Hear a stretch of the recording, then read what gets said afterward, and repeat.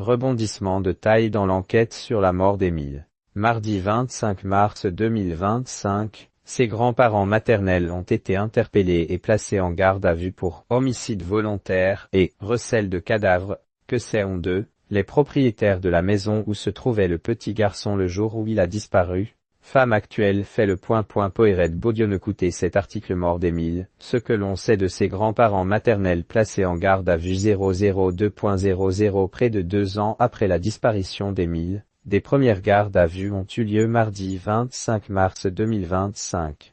Les grands-parents maternels de l'enfant, Philippe et Anne Vedovini, ont été interpellés au petit matin à la Bouilladis Bouches-du-Rhône pour être placés en garde à vue pour homicide volontaire et recel de cadavres, a annoncé le procureur de la République d'Aix-en-Provence dans un communiqué.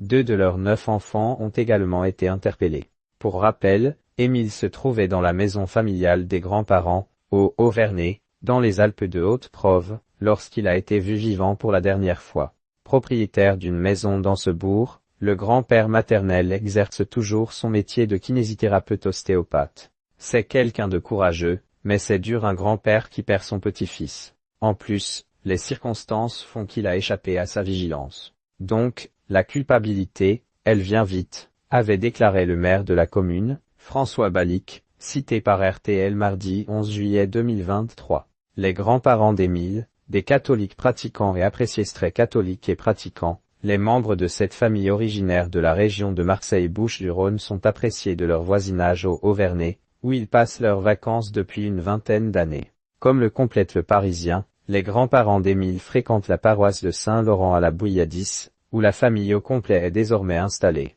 Les grands-parents vivent ici depuis de longues années, les parents étaient avant sur Marseille et viennent tout récemment de s'installer à la Bouilladis. Le petit n'allait pas en crèche, nous ne le connaissons pas vraiment. Ce sont des chrétiens qui participent parfois aux manifestations de la paroisse, a détaillé le maire de la commune, José Moral, auprès de nos confrères. Les grands-parents d'Émile font-ils partie d'une secte? Interrogé par BFM d'ici, Jean Marcel, habitant du Haut-Vernay, avait expliqué avoir échangé avec Anne, la grand-mère d'Émile, via un SMS le soir même de la disparition d'Émile. On lui disait qu'on était de tout cœur avec elle, et qu'on espérait que ça soit un incident. 5 minutes après, elle m'a répondu en disant que c'était un grand secours, que ça lui faisait très plaisir, s'est-il remémoré. Philippe et Anne Vedovini font partie de Chrétienté Solidarité, une organisation religieuse, créée en 1982 qui déclare vouloir défendre les valeurs menacées de la civilisation chrétienne et de l'identité française et lutter contre le totalitarisme islamiste, les inversions anti-humaines, le mondialisme totalitaire et toutes les extrêmes gauches. Cette organisation est considérée par certains comme étant une secte. Mais le créateur de l'organisation, Bernard Antony, avait assuré que ce n'était pas le cas. Ils sont chrétiens. La messe en latin, c'est la messe traditionnelle, celle qui permet de donner un véritable sens aux mots. Ils ne font pas partie d'une secte, avait-il affirmé.